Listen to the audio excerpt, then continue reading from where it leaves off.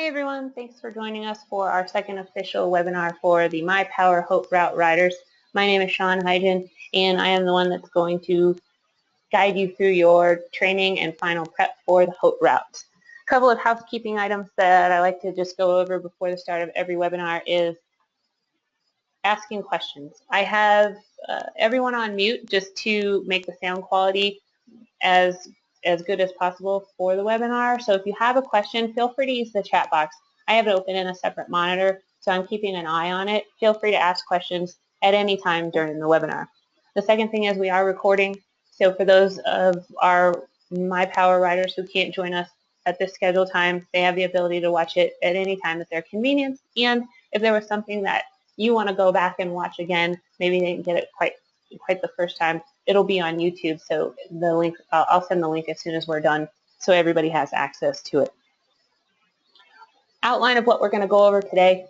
I realized last time I didn't tell you anything about myself, so I'm going to tell you a little bit about why I'm the one teaching these webinars and sending you so many emails. We're going to go over a brief overview of cycling analytics. We're going to look at determining FTP either through historical data, previous rides that you've uploaded, or doing the 20-minute power test and how to calculate your estimated FTP from that, and then how to set your training zones as well. And the last thing that I thought I would go over is pacing yourself on long climbs, especially after multiple hard days in the saddle.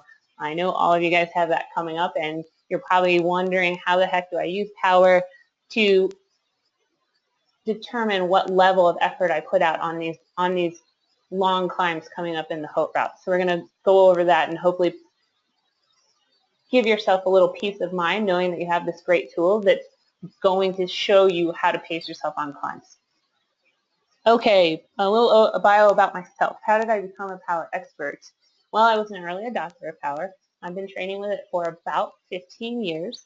I've done everything from use it myself through training and racing. I've been a full-time coach of 30 athletes at a time, specializing in training with power.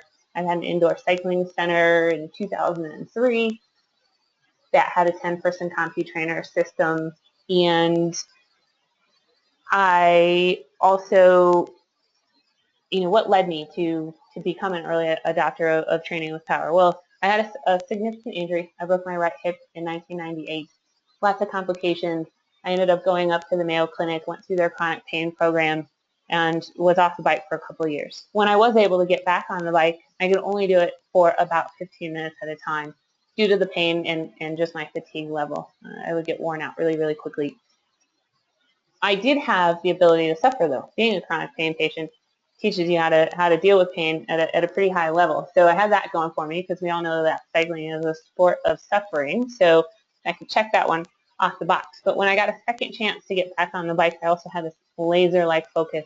Sometimes when you get a second chance at something, you just realize, like, hey, I got to make the most of it. So I decided I was going to do that. And I also sensed that, this might not last forever. I might be on borrowed time. So I didn't have any fear of failure. I had already lost it once, and I had gotten it back. So I was just going to go for it. But because I was in so much pain, and I was so unfit, and I had really limited training time.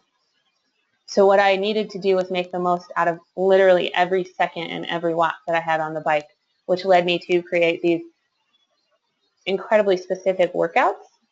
And I was craving data. At the end of each interval that I would do on these workouts, I would set up my trainer next to a bookshelf, and I had a piece of paper there, and I would just start scribbling all the data that I could remember. So this was before the head unit age, right? We couldn't upload anything. I couldn't record anything. I didn't have a trainer that recorded power, but it was up to me to remember everything. So I would try to remember average power, peak power, cadence, speed, heart rate, gearing, the gradient that I had set the trainer at, the length of the interval, everything that I could possibly record using a pen and paper, I did. So what I ended up with was, a couple of 3-ring binders of, dried, sweaty pages of workouts. But I accumulated so much data and so much knowledge about these workouts that it was really amazing, and I was able to dial in and adjust my training going forward because of all this historical data that I had. Well, word got out in our little community, and pretty soon people were asking me to come and work out with me in my basement and do these workouts. the next thing I knew, I had a waiting list to get in my basement, which was just crazy. So we decided, hey, maybe there's something to this. My husband and myself and another partner rented a space, opened up what was probably one of the first indoor cycling centers in the United States. I think I know of two other ones across the whole country. So a 10-person CompuTrainer system. I set up all the curriculum. I trained any other instructors that we had. So again, just really grasping for data and knowledge and using it to take out the fluff of workouts, really focus on the quality and progression versus quantity of time. So that then led me to, get into coaching, and I ended up getting a job at Training Peaks, which is a software application for tracking, analyzing, and planning workouts. I was in their education department, and then Verve contacted me and said, hey, we want you to be the training and education manager for us. So here I am, and that's why I'm leading these webinars. Hopefully that gives you a little bit of background about myself. I am really excited that so many of you are already uploading to Cycling Analytics, and you've emailed me with questions and comments, and you're giving me information about yourself. It's just super exciting that everybody's on board with this too. So what I thought I'd go over first was the overview of Cycling Analytics, since that is the program that we will be using. I think you can all see it on my screen here. In the upper right-hand corner is the menu tab. If you look at the little person icon, this is a really helpful place where you can change profile settings, password. Many of you have Strava accounts, so you can link them with Cycling Analytics. It'll give you instructions on how to do that here. I've already done that. You can also strip data from Strava if you want to. So if you don't want people to see your power data or anything like that, you can. You can also import rides from Strava. So even if you haven't been training with power, but you've been doing rides, either just using a GPS or using a heart rate monitor, I strongly suggest importing as many rides as you can into Cycling Analytics, because the more data that we have, the better we'll be able to predict the future and use it for planning and pacing and all those types of things. So it'll give me an idea of your experience and current fitness level. So if you have time to do that, great. The last thing I like to go over is privacy settings.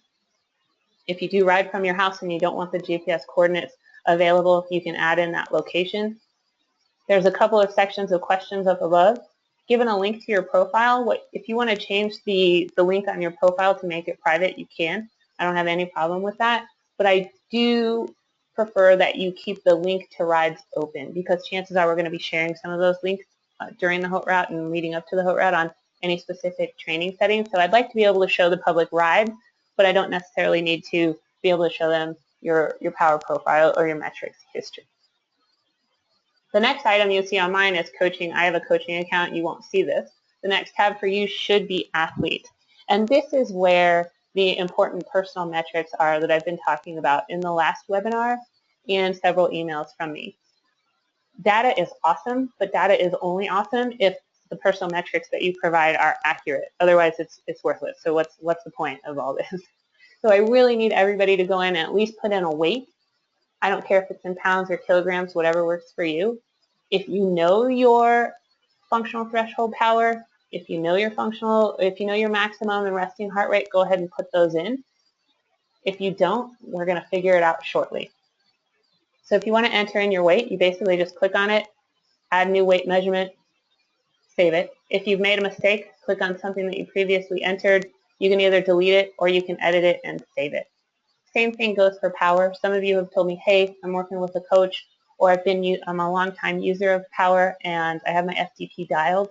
I don't really have a field test on the horizon before the HOT route, so I just like to enter it in. By all means, that's fine. I don't want anybody to change any program that any workouts that they have prescribed for themselves leading up to the event. If you've got a good plan and you're on track, just upload, just enter in your FTP and your weight, and we'll be good to go. The next tab is analysis.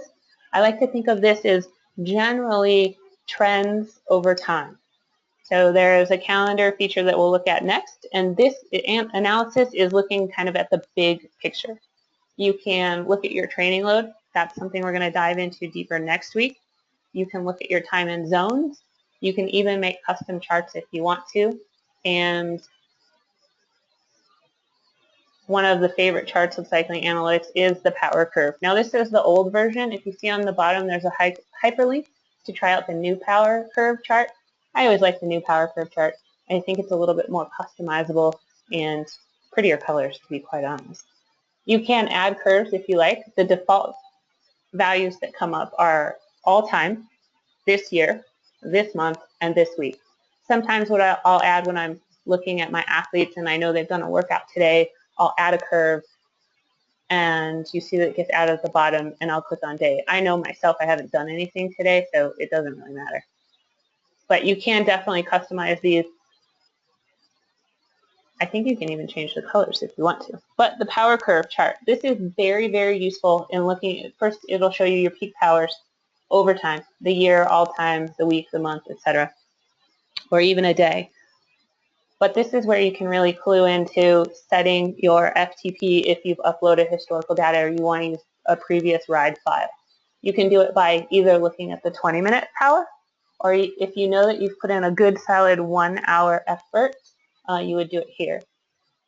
We are going to look at that in depth when we get into setting your FTP and setting zones, but just know that the power curve, peak powers over time. The last tab on cycling analytics is rides. You could also call this a calendar. There is a lot of information that you can get at a glance from this view. A lot of times people will just use it to get to and analyze specific workouts. You've noticed here that I've uploaded rides since 2011. When I hover over the year, it tells me how many rides. When I hover over the month, how many rides have been uploaded for that month. Another thing that shows me is the monthly total. So in July, I did 21, almost 22 hours. I did 227 miles, and I had a training load of 1,484. The weeks are also shaded, the summaries. You see summary information for the weeks here. The lighter the shade, the easier week. The harder the shade, the harder the week. The more the higher training load or the more intense that the training week was on you. So you notice here in June, I probably had some of my biggest or hardest weeks that I'll have likely all year. Whenever you upload a power file or a heart rate file, it also puts on a little rainbow grid at the bottom of the ride. A lot of people don't realize what this is. It's actually your time and zones for that ride. So you can quickly look and see, this looks like a pretty steady state ride to me. It was 62 miles, and you can see the time and zones is pretty well distributed evenly. If you look at the day before, it has a huge green section. That means there was the most amount of time in zone 1, a much easier ride if you're just looking in terms of zones. So lots of summary information. This is also where you'll upload rides. You just click there, how to upload from the Navi2 Coach or from your Garmin. If you want to look at a specific ride and dive in a little bit deeper, you'll notice that when you hover over a day in the calendar and you've uploaded a power file, a little charts icon comes up and you can go directly to that ride. So let's look at something pretty recent for me. July 25th. We'll click on the chart. It'll take me straight to that ride. Important to note here, the little down arrow. If you want to edit data, crop ride, download, or delete it, it's all in the down arrow. Summary chart pops up, total time, duration, moving time. If you notice that there's a little question mark by some metrics, that either gives you a little bit more information about that metric or it tells you how it's calculated. So you might see some things here that you've never seen before, such as work, which is kilojoules, left-right balance, and that is left-right balance. So 52 is my left side and 48 is my right, just like you were on your bike looking down at your legs, left-right. Something called torque effectiveness and pedal smoothness we're going to get into a little bit later on in the session, but for now just know that your InfoCrank records it. Truth be told, there's not a whole lot of research on these metrics. It's coming up, it's becoming more and more popular. The first thing we have to be able to do is actually get and provide the data, correct? So that's what InfoCrank does. We're giving the data. The sports scientists and the sports physiologists will ultimately do the research and say, hey, this is what we've determined is the optimum percentage for those numbers. Right now, the jury's still out, and there's some philosophies. Well, the jury's out on a lot of things about training, but the first step is to be able to provide the data. Right now, what I use these for, quite honestly, with my athletes, is it clues me into if something's going on. If there's a huge imbalance or the numbers suddenly change, the first thing we look at is, did something happen with your position? Is your saddle crooked? Did your cleat slip? Do you have an injury? Do you have a muscle imbalance? So those are the things I'm looking at right now. And then later on, determining what are the optimum numbers for that athlete. Scrolling a little bit farther down, you just see the general speed, power, cadence stats. Again, effective power. All right, what is effective power? Well, it's like average power, but it takes into account the variability of the ride. You know, how much was it going up and down? Were there attacks or surges, or was it a steady state ride? So this number is telling you if cycling analytics could take this ride and make it a perfectly, and you could tell you to go out and do a perfectly steady state ride based on the variability, we think that this rider could have averaged 139 watts versus the 120 watts because it was so surgy. So the intensity is how hard the ride was, effective power divided by FTP. Variability, how smooth or variable the ride is. So this is effective power minus average power. So a ride at a constant output would have zero variability, likely a flat time trial, versus a criterion that's going to be up, down, up, down, up, down. That would be a much higher variable effort. Training load, this is the physiological toll that the workout has taken on you. This is something we're going to cover next week too, and we'll cover it with effective power. Basically how taxing was the ride. It's really, this is where you can use individual rides to then look at trends over time. What is your chronic training load? What's your training load average been over the last 6 weeks? What's it been over the last week? Those are the types of things we'll discuss next week. Here's your time in zones, the breakdown, and if you hover over it, it tells you what those numbers actually are. Of course, there's a map. Here's a graph of the ride. You can search for efforts if you want to see a particular hard section. So, for example, if I wanted to see, did I have any sections that were 10 minutes long that I averaged at least 150 watts? Oops, I think it did 10 seconds. Let's clear that. Let's go 10 minutes.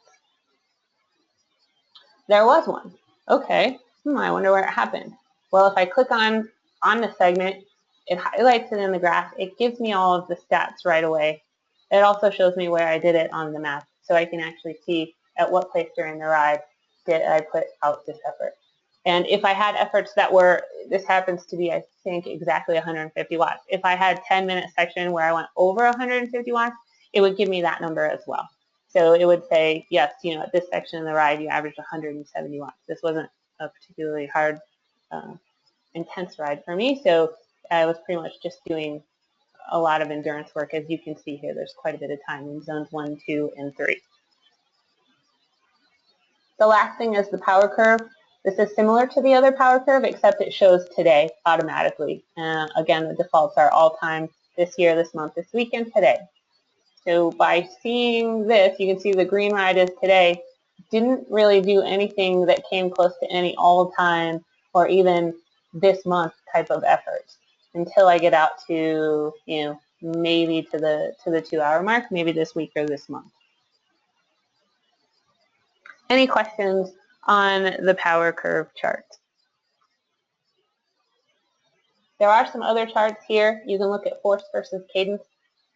This is similar to quadrant analysis if you've used Training Peaks or WKO or Golden Cheetah in the past. Basically, it splits the ride up into quadrants. This one being low watts, low cadence. And then we have low cadence, high watts. We have high cadence, high watts, and high cadence, low watts. So you can see the majority of my ride was pretty good cadence, but not a ton of watts. Not surprising there from looking at the graph and looking at my 10-minute peak of 150 watts as well. Histograms just kind of breaks down the ride, whether you want to look at power or cadence. Then power versus left-right. This is power balance. It's showing the left leg power balance. So if I am generating the lower watts, you can see that It's a little heavier on my left leg. As I even out, as I put out more power, my power balance actually tends to even out as well. This is pretty common in what we see with a lot of athletes. When you're just kind of noodling or tooling around, you let the weaker leg go to sleep a little bit and you don't think about it. And when you get on the gas, you're actually concentrating on putting out power. So the power numbers tend to even out because you engage that weaker leg purposely. And then if you want to take a look at torque effectiveness, same thing. You can see left, right, and the difference between the two, pedal smoothness. So if you see on torque effectiveness, definitely my left leg is a little bit better than my right leg. The left is red. If you just want to look at blue and then want to overlay them. Again, we're going to explore these more in detail next week. Okay, let's talk about field tests. The first one is, what if you've got previous ride data that you want to use, or you have a previous field test that was fairly recent that you'd like to use? Let's do it. So I know that Melanie Beal, the first thing I want to do, she's like, hey, let's use, I've had some really good races. I also know this from looking at her file. Let's take a look at where my threshold is. I'm going to take a look at her power curve. And I'm going to click on, actually I'm going to go to the new power chart.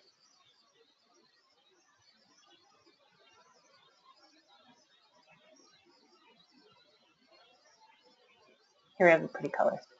So the first thing I'm going to take a look at is her 20-minute power. If you just click on a spot on the graph, let's see here. Usually it brings up a grid of the rider down below, and it has a link. I'm not sure why that's not working right now. I apologize. It should be.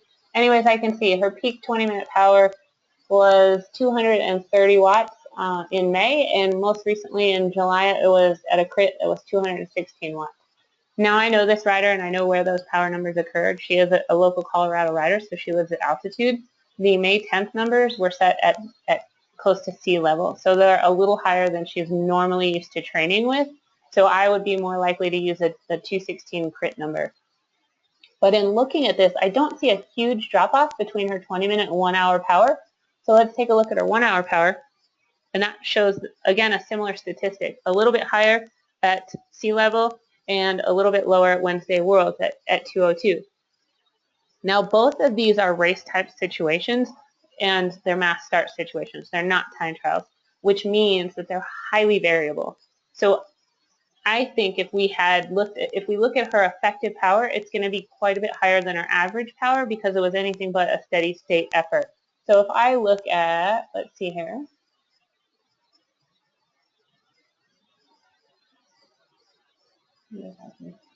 Bring up that link.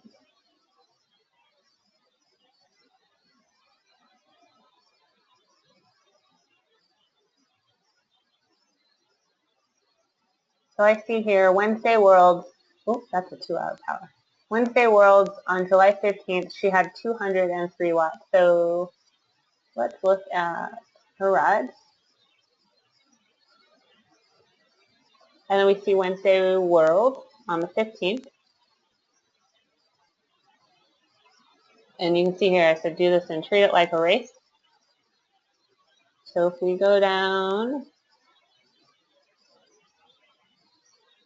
oh, let's see, we want to look at her, we'll say 1-hour power. Highlights it on the graph.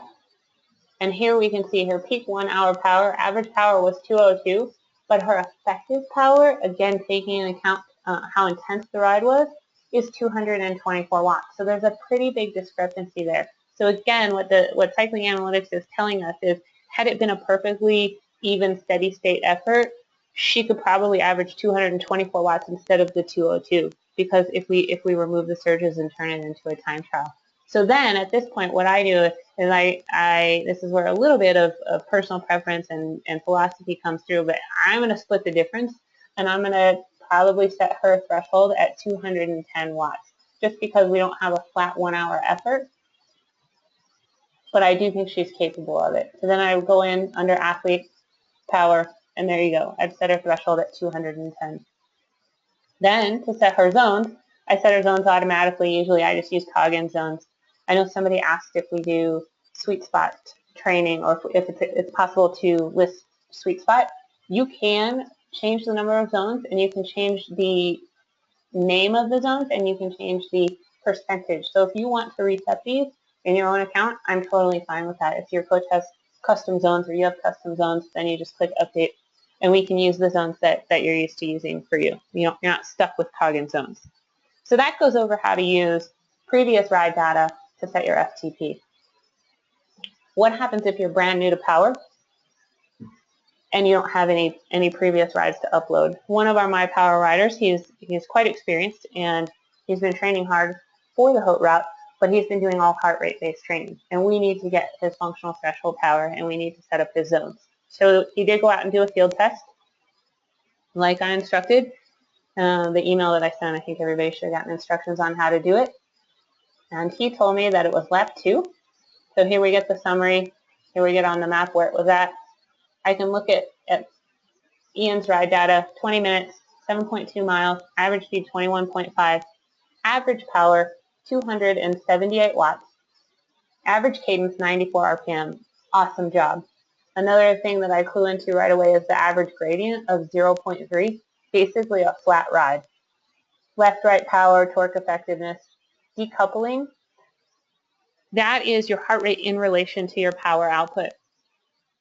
A rider is accepted as aerobically fit when they have anything over about 5%. Now this is a little bit shorter of an effort than I would normally use, but I wouldn't expect to see anything different over time for a rider like Ian.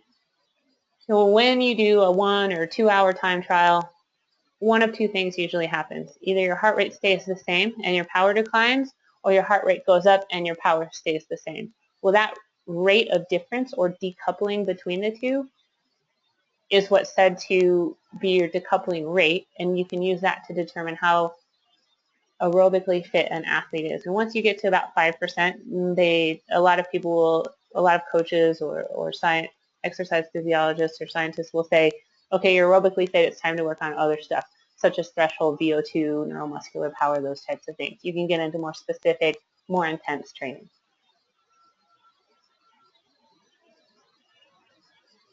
So then we see he's done the average. I look also at his effective power, 282. It's not a huge difference from the 278. So again, a pretty steady ride, even just seeing on the graph. There's a little bit of terrain changes and stuff, but overall, a very steady effort. So then what I'm going to do is I'm going to take his 20-minute power, 278 watts, and I'm going to multiply it by 95%, 0.95. And that's going to give me a number of 264. Again, this is where you might want to bounce it off someone like myself or a coach or someone that's experienced with training when you're determining. A lot of the information out there will tell you that it's 95% of your 20-minute power. Well, I think that's true for fit endurance athletes that have been doing some pretty specialized training. If you're new and you haven't been doing a lot of training, you haven't done threshold tests before, you haven't done a 20-minute test before, you don't have a lot of miles on your legs, you might want to go closer to 90%. Depending on the athlete that I'm coaching, I use anywhere between 90 and 95% of the 20-minute power. So if you're feeling like maybe 95 is a little too high for you, go for 92 or 93. It's always better to start a little bit more conservative. We can always bump it up if you're hitting those numbers regularly and you're just not getting tired or feeling taxed. So err on the side of conservative and bump up as needed, or shoot me an email and ask me a question. So 264 watts for this rider. Then what we do is we go back to the athlete and we go to power. And there it is. I've already set it for him, 264 watts. If I wanted to add it again, I could put in another one here. Set zones automatically. Update zones, and you're done. So that is how to set your threshold power by using a 20-minute field test. So now you have both options, whether you're doing historical data, previous ride or race data, or you're doing the 20-minute test, you should be able to set your FTP confidently.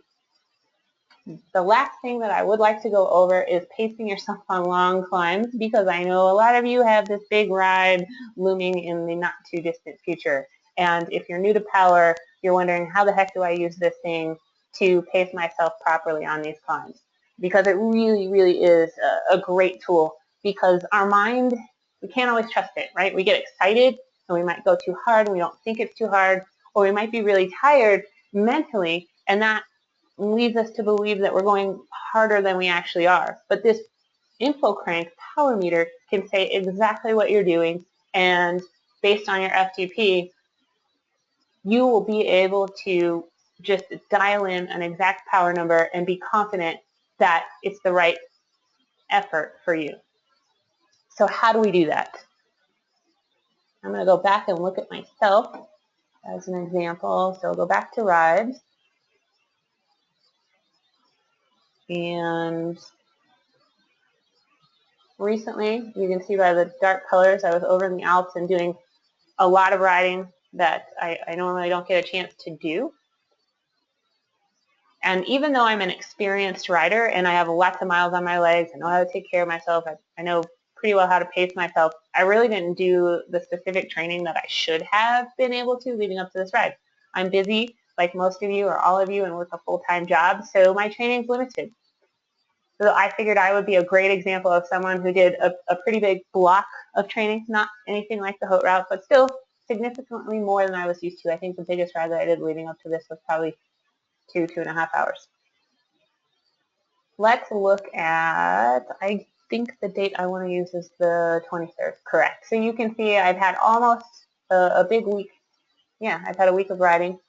And then we went and did the Stelvio from the long side, the one with the 48 switchbacks. I had never done it before, but definitely wanted to go and tackle this climb. We had done it from the other side the previous day. We had done it from the Bormio side, and this is from the Bergisio side. It was the biggest week, like I said, since March, so we know I have fatigue building, but I do have miles and experience. I had set my threshold. My threshold prior to going to the Alps was 175 watts, but I'm also coming from elevation. So I knew that I would be able to ride at a slightly higher power output than I could do at home in the Colorado mountains. So I bumped up my FTP from 175 to 180. Pretty conservative number, but I also didn't want to blow myself up. So I did give myself a little bump in that FTP number. Now, how do you determine pacing based on FTP? So here's the ride. It's pretty much all up and then downhill and a slow crawl back to the hotel. The first thing that I notice when I look at this file is I start out hard and I gradually fade towards the end. So possibly if I wanted to go back and see if I could do better on this type of an effort, I would maybe hold myself back a little bit more and see if I had anything extra at the end where I could really kind of crank it up. If you scroll to the power curve chart, this is where you really look at things. You can see from anywhere from 20 minutes to 2 hours, I don't really lose a ton of power. So I did an okay job of pacing myself. At 20 minutes,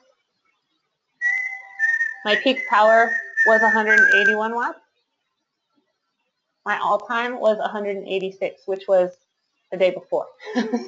So I was definitely pushing myself while I was over there. If I set my peak power of all time, again though, I'm coming from altitude, so generally lower numbers than I would set in Colorado. My 1 hour power, my best 1 hour power was 176 watts.